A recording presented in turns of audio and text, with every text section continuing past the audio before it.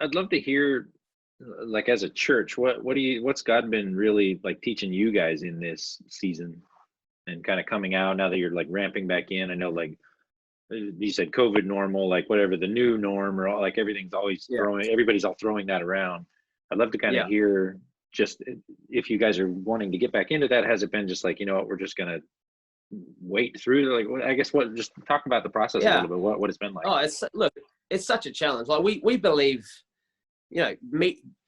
God's people meeting together is priority, and it's well, I don't want to get myself in trouble, but you look at Jesus and the life of Jesus. He went up to the lepers at the time, and he laid hands on them and saw them healed. You know what I mean? Sure. And so and we're called to be like Jesus. So that tells us that we shouldn't be living in fear. We have the power to overcome all sickness, and so there's that tension of going. In my faith, I believe that God's given me that power. So I'm not gonna get sick. If I do, it's not going to end in death. I'm okay. God's in control. But then at the same breath, you got to honor your leaders in government, and it's that fine line of still being who we are as Christians and honoring the government and discerning, okay, what is contradicting the word of God here, what isn't.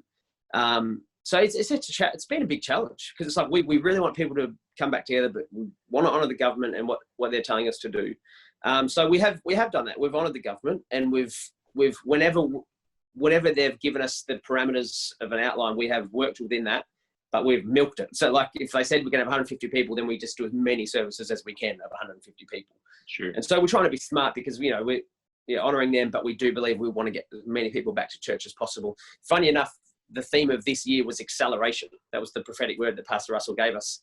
And so when things started to lock down, we were like, are you sure? It's definitely acceleration. It wasn't like the opposite of that, like putting the brakes on.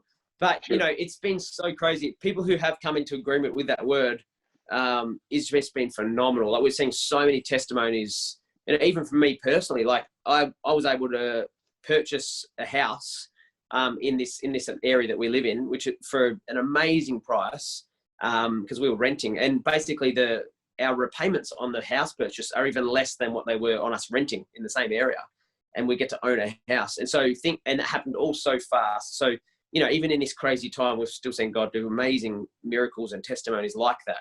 And so right up to the end of this year, we're still standing on that word of acceleration, and we feel like we are living in it even throughout all the crazy challenges.